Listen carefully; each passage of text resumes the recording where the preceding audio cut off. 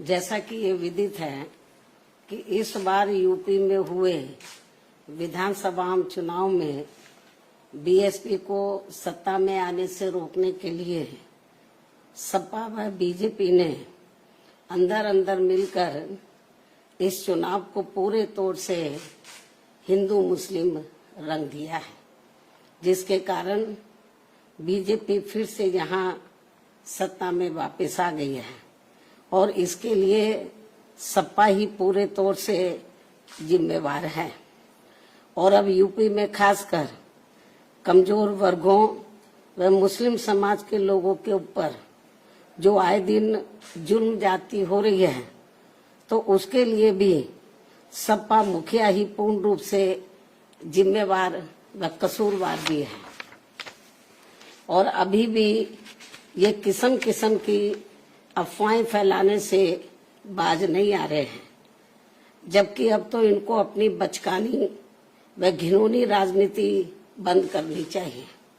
इसके साथ ही इनको मैं ये भी बताना चाहती हूँ कि इसमें भी कोई संदेह नहीं है कि यदि उत्तर प्रदेश सहित पूरे देश में खासकर दलित, आदिवासी, पिछड़ा वर्ग, मुस्लिम व अपर कास्ट समाज में से गरीब तबका भी बीएसपी में जुड़ जाता है, तो फिर ये लोग बीएसपी की मुखिया को पुनः यहाँ यूपी का मुख्यमंत्री बना सकते हैं।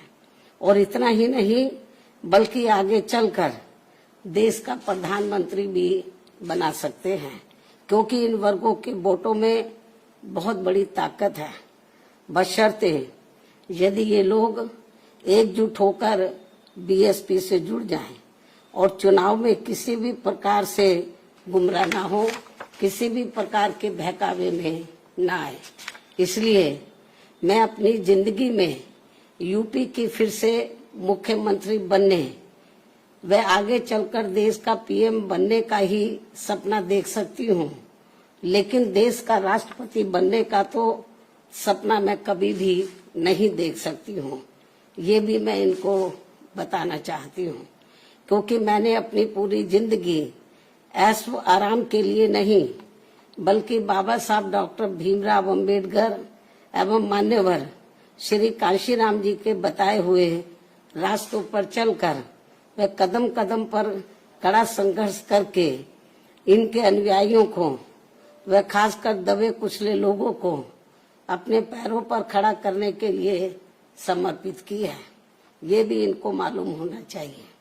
इसके अलावा ये बात भी सर्वविदित है कि ये कार्य दबे कुचले लोगों को अपने पैरों पर खड़ा करने का ये कार्य मैं देश का राष्ट्रपति बनकर नहीं बल्कि उत्तर प्रदेश का सीएम व देश का पीएम बनकर ही कर सकती हूँ।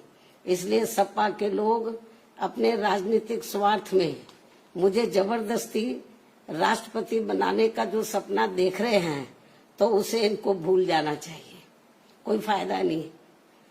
जबकि इस मामले में हकीकत ये है कि सपा वाले मुझे देश का राष्ट्रपति बनाने का सपना इसलिए देखते रहते हैं ताकि उनके लिए यूपी का सीएम बनने का रास्ता साफ हो जाए, जो ये कदापि संभव नहीं हो सकता है। क्योंकि इस बार चुनाव में यूपी के मुसलमानों व यादवों ने भी इनको एक तरफा अपना वोट देकर देख लिया है। इनका कई पार्टियों से किया गया गठबंधन भी इन्होंने देख लिया है, लेकिन इसके बावजूद भी सपा अपनी सरकार बनाने में कामयाब नहीं हो सकी है। ऐसे में मुझे पूरा भरोसा है कि अब वे आगे इनके बहकावे में कतई भी नहीं आएंगे और वे फिर से यहाँ यूपी में बीएसपी की अपनी सरकार जरूर बनाएंगे।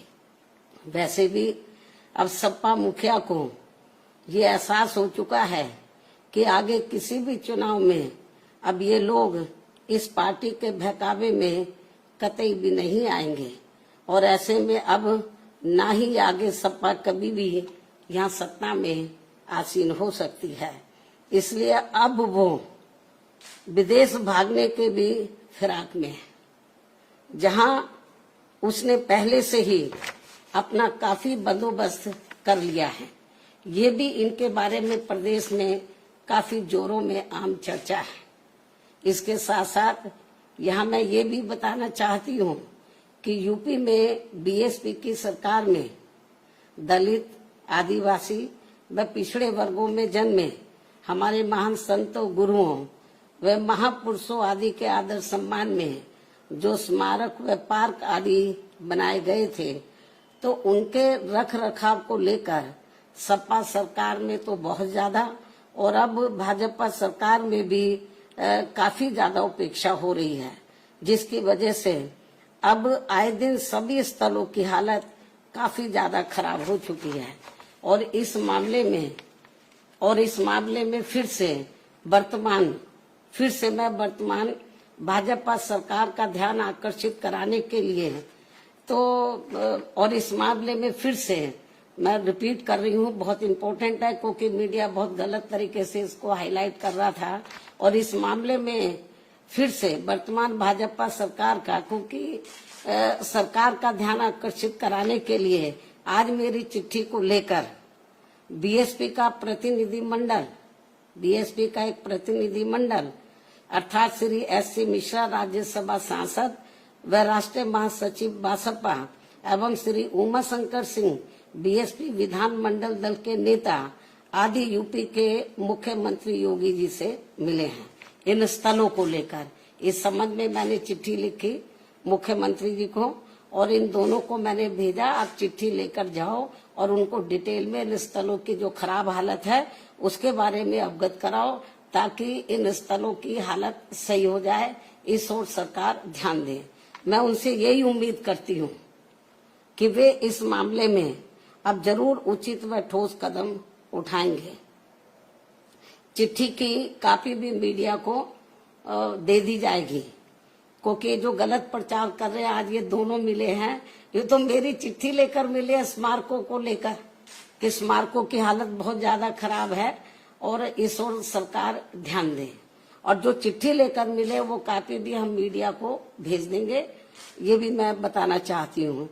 इसके साथ ही इस समय देश में रमजान का महीना चल रहा है, लेकिन जिस प्रकार से इस दौरान बिजली की कटौती की जा रही है ये सब ठीक नहीं हो रहा है। इस मामले में केंद्र व सभी राज्यों की सरकारें जरूर सख्त व कठोर कदम उठाएं।